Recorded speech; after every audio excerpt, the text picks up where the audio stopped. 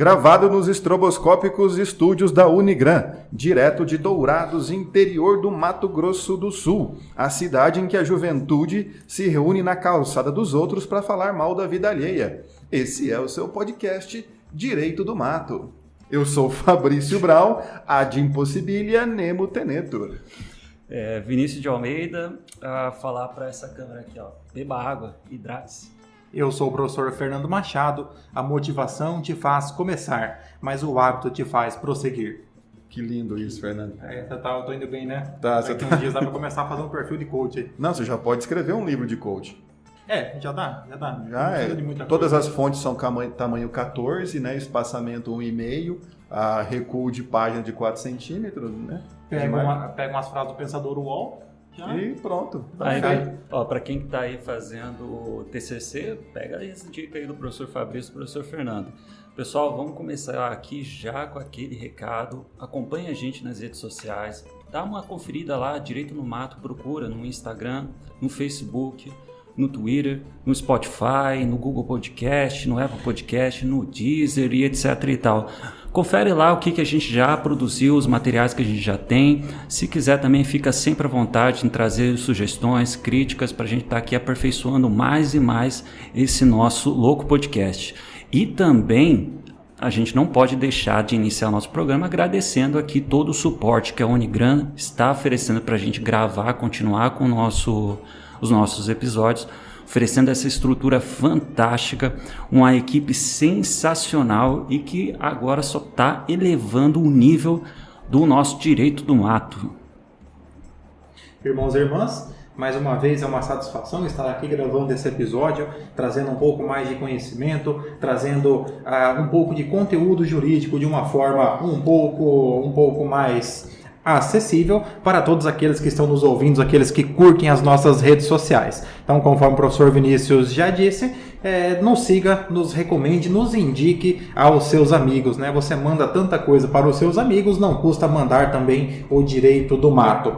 E hoje é um dia especial, né? Um dia especial porque hoje é o dia do nosso Giro de Notícias. E hoje é um Giro de Notícias do MS, reunindo apenas aquilo que há de mais inovador, de mais recente e de mais espetacular aqui no estado do Mato Grosso do Sul. Professor Fabrício Brau, comece nos trazendo aqui qual é a primeira notícia chocante desta semana.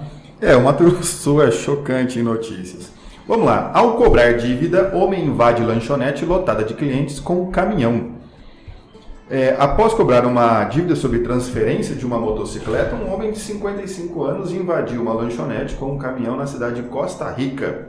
Haviam clientes no momento, mas ninguém ficou ferido. O homem, o motorista do caminhão, foi localizado e preso. Segundo a Polícia Civil, momentos antes, o motorista foi ao estabelecimento comercial, onde fez a cobrança sobre a transferência para a proprietária do estabelecimento, ocasião em que ele xingou a vítima e saiu do local.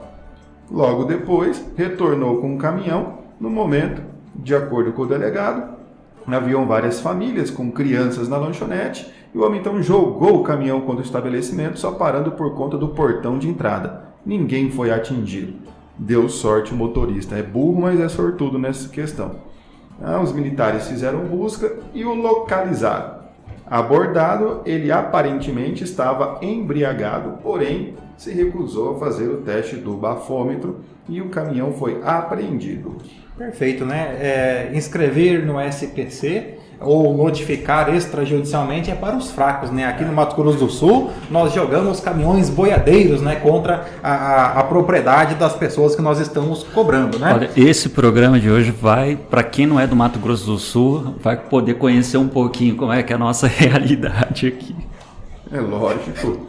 Você não paga a dívida, você é atropelado. Cara, eu queria estar muito lá nessa lanchonete, lógico, com certeza. Quando eu visse aquela cena, provavelmente eu ia me cagar na hora lá. Peço desculpa para quem está ouvindo. A gente evita falar palavrão, mas tem que ser sincero. Evita, Bom, pelo menos eu evitava. Eu não sabia que tinha uma regra. Eu pensei que tinha uma regra implícita aqui. Eu gostaria que fosse mantido um pouco de dignidade nesse programa, pelo menos, né? Cara, mas imagina que bacana, bicho. Você tá lá de boa na sua, comendo alguma coisa, tentando esquecer os problemas da tua vida. Aí vem um caminhão e bate aqui no portão, tipo cena de filme. Imagina um cagaço. Tem história para contar, né? Mas olha, vamos trazer um pouco para o direito isso aqui, que é aquilo que o Fernando falou, né? Inscrever no SPC e no Serasa é para os fracos, né? Ou seja, há os meios legítimos de você cobrar uma dívida, né? Ou seja, aquilo, o exercício regulamentar de um direito.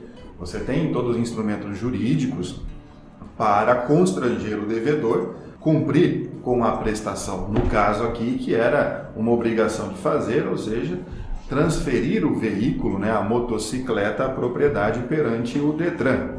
Então, ele poderia fazer de diversas maneiras. Ingressar com uma ação judicial de obrigação de fazer e, caso isso não fosse feito, o próprio juízo determinar a transferência, né, de forma compulsória, contra a vontade da pessoa, que oficiando o Detran, então, para transferir a propriedade. Porém, contudo, entretanto, ele preferiu o quê? Entrar com um caminhão na lanchonete, o que caracteriza abuso de um direito. E o abuso de um direito, para o Código Civil, é considerado um ato ilícito. Está lá no artigo 187 da legislação civil. É uma situação aqui, primeiro nós temos que definir algumas questões, né? Primeiro, quando se celebra um negócio jurídico, então um negócio jurídico bilateral, você tem ali nesse caso duas partes. Cada quem foi aluno do Palherá, que é sinalagmático. Correto. Então você tem aqui obrigações mútuas, né? Então cada um teria ali as suas obrigações naquele negócio jurídico, aquilo que nós estudamos lá em obrigações e contratos, né? Aquele conteúdo bem dinâmico lá de direito civil. Nesse caso, havendo uma desavença, um desentendimento, verifica-se que aquele que era o suposto credor, o motorista do caminhão desgovernado, ele poderia ter utilizado de outras formas para exigir a contraprestação da parte devedora, dos quais nenhuma delas inclui um caminhão boiadeiro Mercedes. Nesse caso, professor Fabrício, quais seriam as possibilidades que a parte credora teria para cobrar a parte devedora de forma lícita? Não, para fazer, se fosse uma dívida de entregar dinheiro, pagar dinheiro, dependendo do instrumento jurídico que ele tem, fosse um cheque, uma nota promissória, um contrato, poderia levar a protesto. Levando a protesto, iria constranger essa pessoa porque o cadastro dela ficaria prejudicado, dada a restrição, né, nos cadastros de proteção ao crédito. A fonoaudióloga eu ainda não fui. Então, ficaria difícil de se socorrer do sistema financeiro, ter empréstimos, fazer compras parceladas, criando dificuldades para o devedor. Mesmo assim, na resistência do devedor, uma ação de execução ou de cobrança, a depender do caso, para que o judiciário, então, forçasse o recebimento com a constituição do patrimônio que essa pessoa venha a ter para pagar. Penhora de bens móveis, imóveis, valores depositados em contas, para forçar o pagamento. No caso aqui, era uma obrigação de fazer, transferir o documento perante o Detran para o novo produto. Pelo que eu entendi da notícia, o dono do caminhão vendeu a motocicleta, mas a motocicleta ainda estava no nome dele. Provavelmente estavam vindo multas para ele, prejudicando ele na sua atividade de motorista. E ele queria que transferisse a motocicleta para que isso não viesse a acontecer.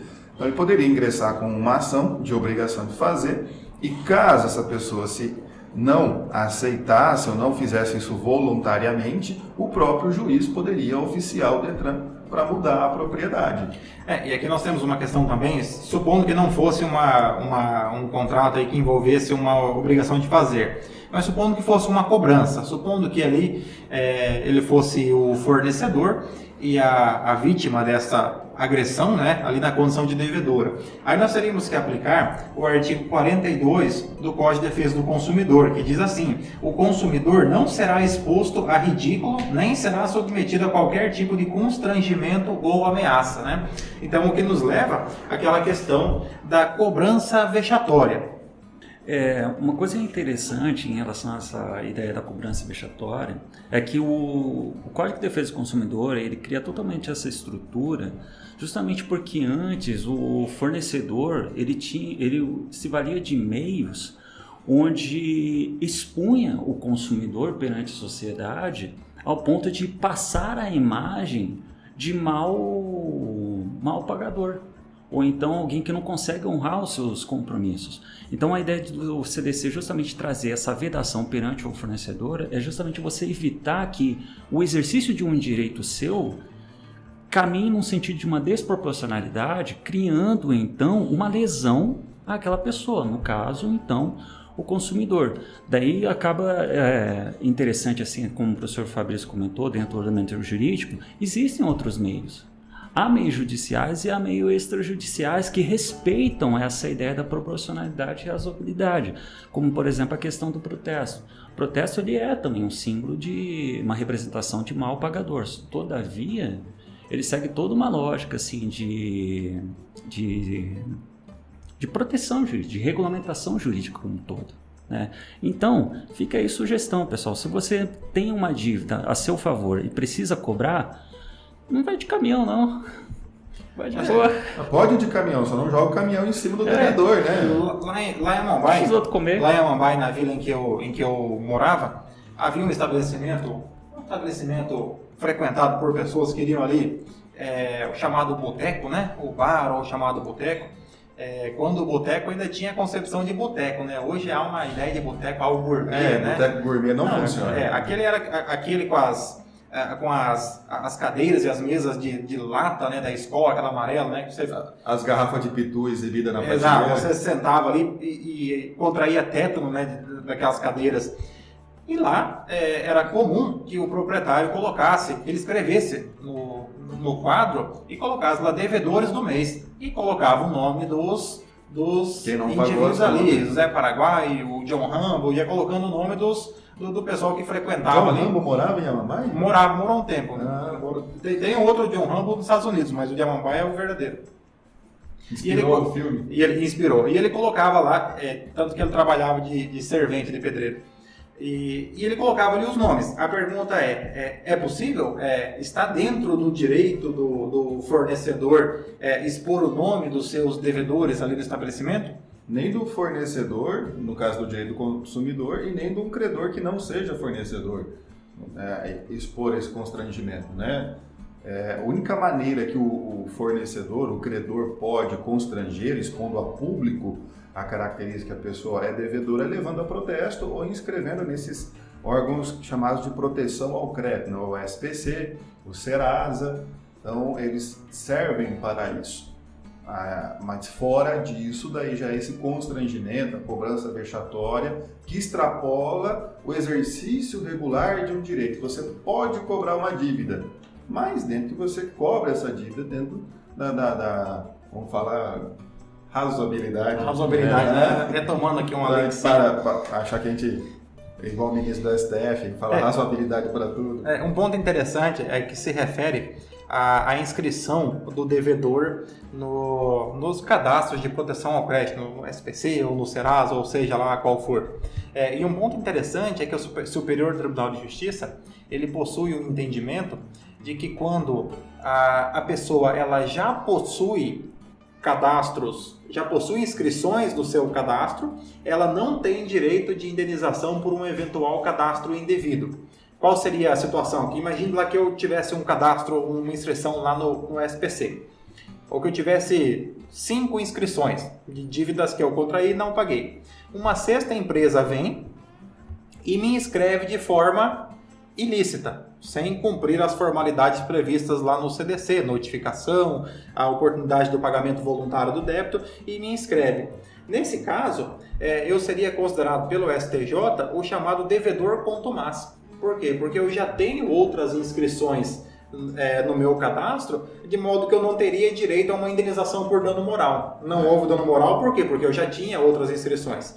Isso não significa que aquele que inscreveu de forma ilícita não tenha que excluir essa cobrança indevida. Mas quando você já tem ali o seu cadastro maculado por outras inscrições, você não teria direito a uma eventual reparação por uma outra inscrição que fosse ilícita. Vejo que é interessante nisso aí, como eu comentei, essas formas de cobrança de dívidas extrajudiciais, elas têm essa necessidade de seguir todo o ordenamento jurídico. Como o Fernando acabou de comentar, inscrições anteriores não possibilitam o dano moral. Por quê? Porque existe toda uma forma O direito ele trabalha toda uma maneira para que você possa exercer esse seu direito de poder cobrar uma dívida. O que é totalmente diferente, por exemplo, você contratar um carro de som e sair gritando, o cara não está pagando. Ou então fazer uma faixa e colocar bem na frente do cara, da casa da pessoa. Falta pagar não sei o quê. Ou fazer publicações também em Facebook dizendo, tá viajando lá pro quinto dos infernos, mas não está pagando a dívida. Volta, Rita, eu perdoo a facada. Então, esse tipo de situação, o direito ele acaba não regulamentando, então não tem toda essa proteção, por isso então essa necessidade. Outro ponto importante é que é permitida que a cobrança seja feita por terceiros, por outras empresas, por empresas que são especializadas em atividades de cobrança, ou ainda empresas que acabam comprando aqueles débitos para a cobrança posterior. Mas é evidente que mesmo essa empresa, ela se submete às mesmas regras de razoabilidade do que o credor original. Ela não pode utilizar nenhum outro meio. Como me recordo que lá em Amambaia havia uma pessoa que cobrava dívidas, o nome da empresa, o nome dele, né, não sei se ele tinha empresa, era o Chacal, né? Ele utilizava alguns meios ali, talvez não tão lícitos para a cobrança. Ele tinha uma taxa de êxito bastante relevante, de 110%, até quem não devia pagava, né? Mas isso, claro que não, isso está fora do que pressupõe o nosso ordenamento jurídico. Tá, mas vamos pensar agora a questão desse motorista aí. Ele responde por essa forma de cobrança não tradicional? Qual que seria a responsabilidade? Eu acho que todo mundo que, assim como o Vinícius falou, ficou encagaçado lá no momento, né, poderia pleitear uma certa forma de indenização, vislumbrando um medo concreto de perder a vida. Então, não só perante o devedor, né, mas a todos os clientes do estabelecimento lá. Provando que houve algum dano mesmo que moral, eu acho que cabe nesse caso sim, porque praticou um ato ilícito, havendo dano, tem que indenizar. Dá pra falar, tipo, dano moral, foi lá pra comer e sair cagado, né? Tem que pagar a lavanderia, pelo menos. É um nível baixíssimo hoje mesmo, né, desse programa, né? Mas vamos em frente. Vamos seguir. Próxima notícia, professor Vinícius. Bom, continuando aqui o nosso episódio de Giro de Notícias, edição especial Mato Grosso do Sul, para você que quer conhecer o estado, sente um pouquinho o que rola aqui. Vamos lá. Município deve pagar 10 mil a morador por não retirar figueiras de calçada. Um morador de uma cidade no interior será indenizado pela prefeitura local em danos morais no valor de 10 mil. O imóvel teve avarias causadas por 3 árvores da espécie figueira e mesmo o morador tendo notificado o município sobre o fato, isso que é importante, a administração pública não tomou as devidas providências de retirá-las. A decisão da 4ª Câmara Civil do Tribunal de Justiça daqui, que negou por unanimidade o recurso de apelação civil do Poder Executivo. Segundo os autos do processo, o morador compareceu na Gerência Municipal do Meio Ambiente no ano de 2013 para requerer providências quanto às 3 árvores que existiam na frente de sua casa. Porque tinha um mau cheiro proveniente do encanamento da sua residência, descobriu que as raízes das figueiras estavam danificando seu encanamento e se alastrando pela fossa, vindo, posteriormente, a causar diversas avarias. Aí, dias depois, os fiscais da prefeitura foram até lá, concluíram que realmente estavam as raízes tomando conta do imóvel, fizeram as marcações, deixaram tudo no jeito, falavam que iriam voltar e não voltaram. E aí, em decorrência disso, coube ao Tribunal de Justiça confirmar então a condenação do município em relação à não retirada dessas figueiras. Destaque aqui dentro desse acordo o voto do relator, onde ele diz que cabe ao município demandado, na qualidade de administrador e fiscalizador da coisa pública, zelar pela boa condição das árvores existentes nas ruas e demais espaços públicos. Até porque, conforme dispõe em lei municipal complementar, a qualquer um é expressamente vedado podar, cortar, derrubar ou sacrificar as árvores de arborização pública, competindo de outro lado ao município a execução exclusiva dos serviços de arborização e conservação de ruas e praças. Sabe o que é interessante dessa notícia, essa última parte aqui que eu comentei? Existe uma lei municipal Uma lei que fala, que cria essa restrição aos moradores, onde eles não podem tocar não, mas eles não podem fazer uma série de coisas nas árvores, como derrubar, cortar, etc. e tal, porque isso cabe a uma responsabilidade à própria administração pública. Uma coisa que é interessante é o seguinte, até uma pergunta até comum assim entre alunos, pô, o Brasil tem tanta lei, o município também pode fazer lei? Com certeza, porque como o Brasil é um estado federal, como o Brasil ele adota o Pacto Federativo, é uma característica de cada ente federado, e aqui no Brasil nós temos 4, a União, os estados, DF e os municípios, é uma das várias características de cada um deles a autonomia que por sua vez se desenvolve como autolegislação, dentre outras coisas, auto-organização, auto-administração, blá blá blá. Ou seja, todos os entes podem criar leis. Só que daí fica uma coisa assim meio... Então o município de Dourados, por exemplo, vai criar uma lei para o município lá de Camboriú. Aí vai ficar uma coisa muito estranha. Por causa disso, o texto constitucional ele vai dar a resposta para a gente. O texto constitucional dá a seguinte visão, lá no seu artigo 30, começa no 29, mas no seu artigo 30 ele vai dizer quais são os assuntos, os principais assuntos, melhor dizendo, porque tem outros dispositivos, os principais assuntos que o município ele vai poder criar suas leis, ele vai poder exercer essa autolegislação. E aí a gente tem duas situações que o artigo 30 vai trazer. Primeiro, a ideia do interesse local. Se envolve o interesse daquele município, aquele município tem o direito de criar legislações sobre o assunto, que é no caso aqui. Nessa situação aqui, a gente tem esse município, que até agora não descobriu o nome do município. Não tem na notícia? Eu imagino que seja Dourados. Não sei, sempre que tem Figueira dando problema, eu imagino que seja Dourados. Não tinha ninguém morando na Figueira, não? Nessa não. Não, nessa não. Nessa não. Bom, mas continuando, lá no artigo 30, no inciso 1º, ele vai dizer, olha, todo município ele tem possibilidade de criar suas próprias leis quando é assunto de interesse local, em questão das próprias árvores do município. O município legisla sobre esse tipo de assunto.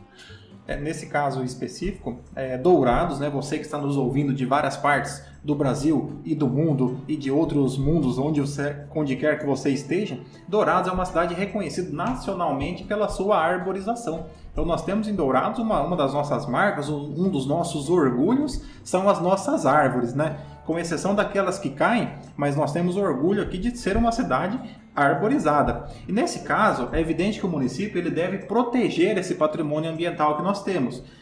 Sendo assim, eu não posso simplesmente cortar uma árvore que esteja na frente da minha casa. A árvore não é minha. Mesmo que tenha sido eu que plantei, eu fiz o uso do espaço público. Aquilo que está fora da propriedade, que está no passeio público, ele pertence à municipalidade, pertence então à coletividade.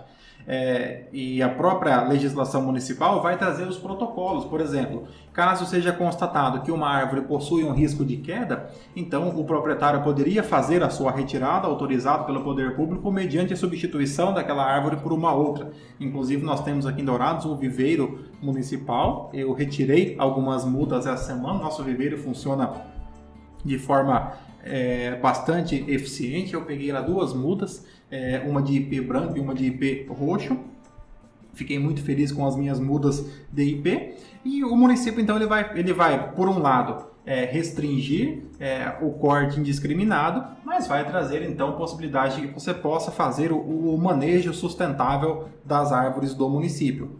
Uma coisa interessante é que, se fosse queda das árvores, ali não foi a queda, porque a não poda das árvores causou prejuízo na residência da pessoa.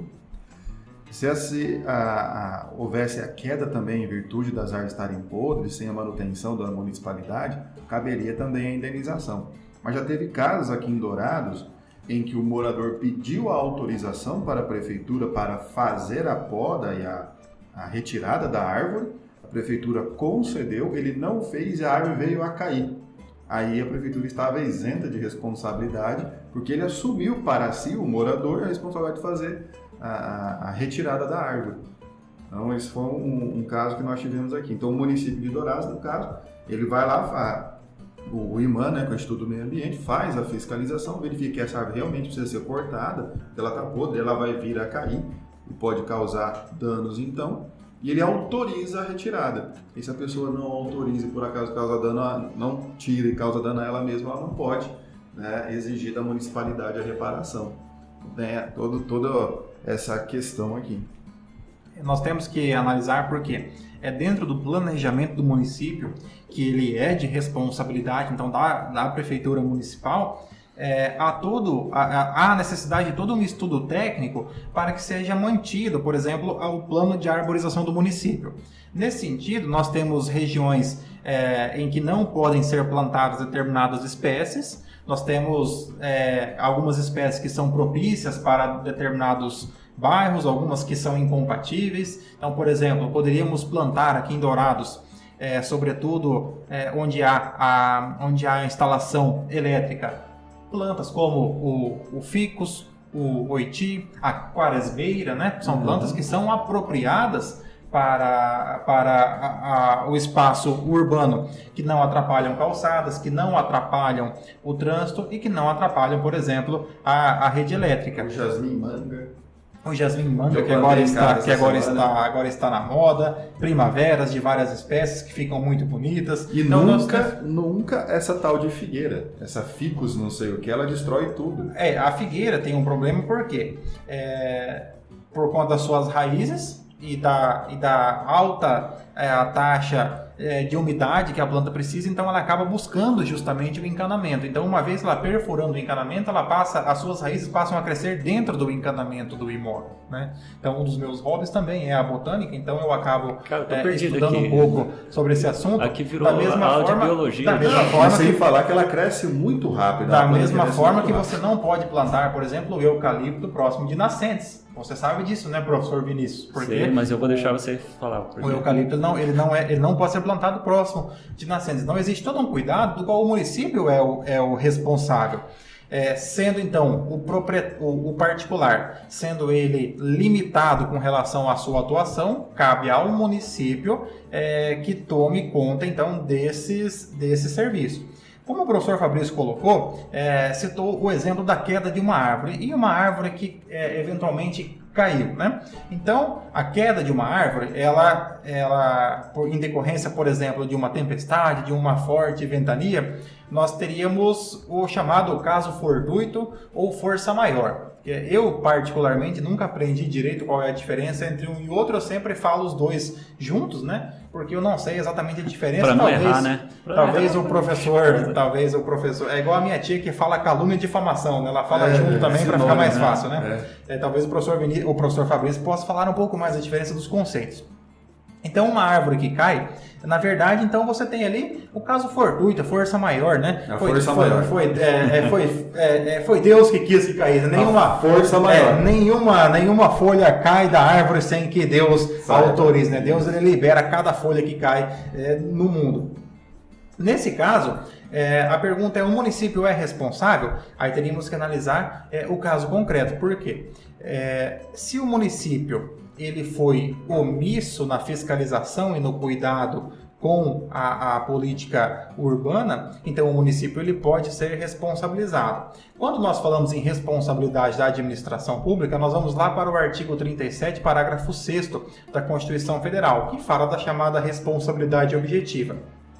Responsabilidade objetiva nada mais é do que ocorrendo um dano causado por um ato da administração pública, a administração pública então deverá responder. Mas quando nós falarmos em um ato omissivo, aquele ato que decorre de uma omissão, nós temos que separar. Temos que separar a omissão genérica da chamada omissão específica. O que seria uma omissão genérica? Omissão genérica é aquele não fazer geral, aquele não fazer que não tinha como ser evitado. Por exemplo, vai ali começar uma tempestade, não tem como a administração pública segurar todas as árvores do município para não cair. Então, pode ser que caia alguma delas. Então, essa seria uma omissão genérica. A omissão específica seria aquele caso em que a administração pública teve a oportunidade de agir, mas não o fez. Por exemplo, o particular, ele protocolou, protocolou lá no IMAN dizendo: o município de Dourados, essa árvore aqui está com risco de cair. Aqui estão as fotos, aqui estão as imagens que eu fiz, que a árvore ela vai cair. O município de Dourados Passam ali 6 meses e o município nada faz, mesmo tendo sido notificado. E a árvore fatalmente vem ali a cair. Nesse caso, então, houve uma omissão específica, porque o poder público teve a chance de agir, mas não o fez. Isso é bem interessante para quem está estudando direito administrativo, vai ver que tem até toda uma história assim para tentar chegar nessa diferenciação que o Fernando fez de omissão genérica e omissão específica. Isso era um dos temas assim que acho que alguns anos atrás era o top 1 para fazer TCC, monografia, responsabilidade subjetiva por parte do Estado. Isso aqui é muito importante porque a gente não pode esquecer que no Brasil não se adota a teoria de que o Estado é um Estado garantidor. Ou seja, qualquer coisinha que acontece na tua vida, você joga a responsabilidade à administração pública. Como é o caso, por exemplo, de mudar o tempo, aí por causa do tempo cai uma árvore. Diferentemente aqui do caso, que a gente tem a administração pública tomando conhecimento do fato, participando até disso aí, ela foi lá, fez todo o negócio lá, mas no final das contas, na hora do vamos ver, não fez porcaria nenhuma, aí é diferente. Aí perceba que nesse caso, realmente, há uma omissão, deixou de fazer uma coisa quando ela foi acionada e iniciou um procedimento, mas efetivamente acabou não fazendo, o que acaba configurando, portanto, a sua responsabilidade.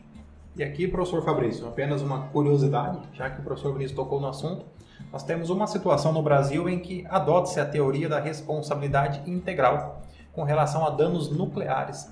Qualquer acidente que ocorra no Brasil que envolva radiação, ele será de responsabilidade da União, do poder público. Porque só ela pode explorar, exclusivamente. E aqui nós temos um caso, talvez o professor Fabrício se lembre, o professor Fabrício era um jovem ainda, do caso do Césio 137, lá em Goiânia, né? Lembro. Então esse caso é um caso Jornal Nacional. Esse caso é um caso Cid Moreira que apresenta. É um caso marcante de responsabilidade integral da administração pública. Tem outra hipótese também que é engraçado, o risco integral é ataque terrorista. Em caso de terrorismo também responsabilidade integral. Nisso nós estamos tranquilos. Tranquilo. Ainda não. Nós não estamos aí. Fernando, eu sei que tem uma coisa interessante que você separou para ver aí. Nós temos uma situação aqui totalmente inusitada, né? Então, a notícia é publicada também no tjms.jus.br, nosso portal de notícias aqui do Mato Grosso do Sul, que diz que, trouxe na sua manchete, né? Mãe e filho são proibidos de publicar ofensas em rede social, né? Aqui consta no processo que as desavenças começaram por questões familiares, já que a ré foi casada com o irmão da autora. Afirmaram os autores que, em razão disso, surgiu um mal-estar entre as partes, e por isso a mãe passou a utilizar sua conta e a do filho menor na rede social para se declarar inimiga dos autores, fazendo publicações desabonadoras e difamatórias, denúncias fraudulentas e descabidas de supostas ameaças e violência doméstica, dentre outras, né? Então, a condenação foi para proibir? A condenação foi para proibir, além da indenização por danos morais, uma condenação para que a ré se abstivesse de publicar ofensas em rede social, né? Então aqui uma situação aqui das inimigas, né? Aqui beijinho no ombro para as inimigas aqui, e uma era inimiga da outra, e ela passou a utilizar não só a sua rede social, mas também a rede social do menor, né? O menor em tese não poderia ter uma rede social em seu nome, né? Então ela violou a política da rede social. Então ali, o menor não, tem que ter 18 anos para ter uma rede social, né? Então ali o menor, ou como diria o pessoal do processo penal, o de menor, a mãe utilizava ali a rede social e fazia postagens ofensivas contra a sua suposta inimiga. A sua inimiga então ingressou com a ação e obteve êxito na demanda para que, além da indenização, para que houvesse uma obrigação de abstenção, de não fazer, né? E aqui nós temos uma questão interessante, né? Poderíamos tratar então sobre a liberdade na internet, até onde vai a nossa liberdade no ambiente virtual. Professor Fernando, o que fazer com essa tal liberdade, né? O professor Vinícius até me assustado olhando para mim e recitando trechos de músicas, eu estou ficando um pouco preocupado. Não, vocês são livres, vocês podem fazer o que quiser. Ó, tem uma coisa interessante para a gente começar essa conversa, é o seguinte: o Brasil ele é atrasado em questão a legislar em relação à internet. O Brasil ele não está preparado ainda. Se fosse só nisso, que o Brasil fosse atrasado, nós estaríamos... Vamos dar só um enfoque nesse aqui hoje. O Brasil não está preparado ainda para falar que efetivamente está trabalhando uma espécie de direito digital. Até porque a gente tem as poucas legislações que a gente tem voltado realmente a esse meio, eles focam muito mais, por exemplo, a atuação da administração pública em relação à internet. E volta e meia, como uma questão do consumidor, etc. e tal. O Brasil é meio fraco nesse ponto. E aí, esse tipo de questão acaba surgindo. Qual é a liberdade que a pessoa pode exercer dentro da internet, de redes sociais?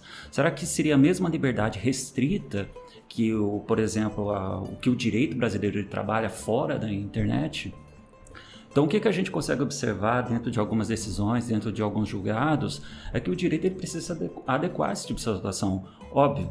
Então, toda aquela lógica que a gente trabalha de abuso de direito, toda aquela lógica que a gente trabalha de responsabilidade civil, que o direito civil, que o Código Civil nunca imaginou que poderia vir a uma tela de celular, uma tela de computador, etc. e tal, ele tenta transportar para esse meio digital. Então, qual que é a liberdade dentro da internet? É aquela liberdade idêntica àquela que o direito civil ela pensa no mundo real, no sentido de que você não pode extrapolar.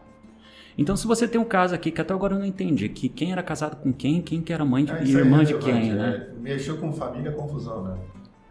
Bom, nesse caso você percebe que há uma espécie de abuso. Há um abuso em relação à liberdade de expressão, quando a autora ela passou, então, a ofender, a criar ofensas em relação a outra pessoa que já não tô perdido pra caramba nessa história aqui. São cunhadas, resumindo é isso, ex-cunhadas. Então é isso. Podemos afirmar que nesse caso o dano moral com questões publicadas na internet tem uma repercussão maior do que o dano direto? Sim, discordando do Vinícius, eu acho que a gente está bom de lei para a internet, não precisava de lei. Já tem o Código Civil que poderia resolver todos os nossos problemas. Mas o que a internet faz em relação à ofensa sofrida, ao falar mal, ao macular a honra da pessoa, é potencializar essa ofensa. Uma coisa é uma briga entre duas vizinhas ali, ou na frente do comércio da pessoa e ofender ela no local de trabalho. É aquilo que ficou restrito entre a pessoa e quem assistiu aquela ofensa. Agora, quando você coloca isso, a gente está muito Rede Globo, né? Rede social, coloca isso no Facebook, no Instagram, você potencializa, já não é mais só quem estava no local de trabalho, é todo mundo e que aí sim você viu a postagem da fulana, que já dá print e coloca no grupo do WhatsApp e que vai passando. Você posta aquela hashtag indireta, né? Pronto, falei, né? Hashtag pronto, falei, né? E vai potencializando que o número maior de pessoas vão vendo isso. Tanto que é uma discussão na questão da reparação do dano, quem deve realmente reparar? Quem ofendeu, com certeza. Quem fez a postagem, com certeza. Mas e quem curtiu? Né? Marcou lá no Facebook com risadinha. Compartilhou. Fez comentário. Eu conheço essa pessoa. É isso mesmo, amiga. Isso aí, não deixa barato. E aí, quem compartilhou? Então, a discussão hoje é justamente isso. Aquele que não se contente em ver a briga, né, ainda instiga ali, ele pode sim ser compelido a participar da ação e ser obrigado a indenizar. Vamos voltar um pouquinho, só para esclarecer para quem está ouvindo, é a questão da própria rede social. Será que a rede social, isso aqui já é uma questão já um pouco já bem debatida, na verdade. Será que a rede social, por exemplo, ela teria responsabilidade? Ela deveria indenizar? Pelo fato dela ser um meio da comunicação? A intermediadora da comunicação. Isso. Pela nossa legislação, o Marco Civil da Internet, a rede social ela só é responsável a partir do momento em que ela teve ciência e para retirar aquela ofensa. Mas o Marco Civil da Internet diz que isso tem que ocorrer dentro de uma ação judicial. Por isso que o Facebook e todas as redes criaram mecanismos de denúncia de publicações ofensivas, para que a pessoa que se sinta constrangida denuncie e explique os motivos, vai ser analisado e a rede às vezes preventivamente até tira. Depois vê que não é, acaba devolvendo para o ar aquele conteúdo. Mas pensando em evitar. No Brasil, se fosse seguir a risca ali, teria que entrar com ação. E só então, na omissão, a rede social seria responsável. Olha que engraçado isso. Entrar com uma ação para excluir uma postagem. O Marco Civil da internet, ele não ajudou em nada nesse sentido.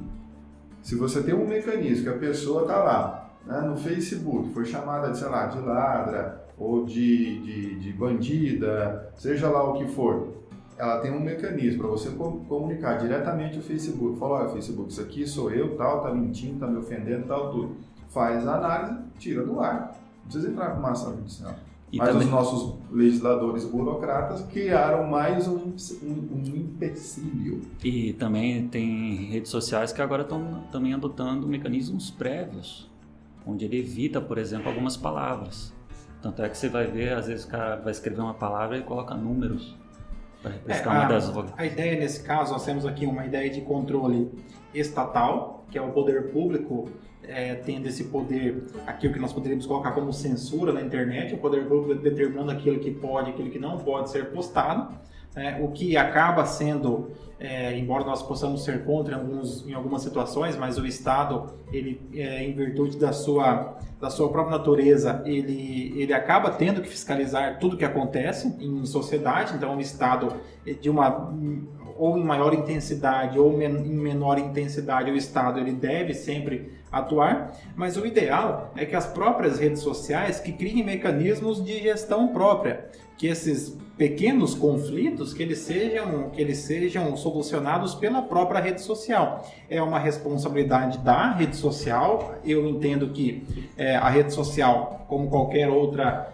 instituição comercial, porque ela visa lucro, então que ela tem o ônus também de estabelecer mecanismos de proteção e que ela deve, se for o caso, suportar alguns ônus em decorrência do uso do seu produto, mas que a própria sociedade tenha esses meios mais ágeis de fazer a gestão de pequenos conflitos. Pequenos conflitos, estamos falando aqui de situações mais corriqueiras, não aquelas situações gravíssimas que realmente devem ser levadas até o poder estatal. Mas situações de uma briga entre familiares, uma briga ali entre vizinhos, um comentário, para que isso realmente se torne uma ação no juizado especial, não é o adequado, né? Nós já temos no Brasil, processo suficiente, né? O professor Fabrício até ele já fez alguns estudos, alguns trabalhos sobre a litigância no Brasil, pesquisas, né? Dos 100 maiores litigantes do Poder Judiciário, né? Tudo, então, basicamente, nosso mestrado, metade foi em cima dessa pesquisa. Rendeu frutos nessa pesquisa. Bom, para fechar com chave de ouro, uma última notícia, um assunto bastante breve aqui.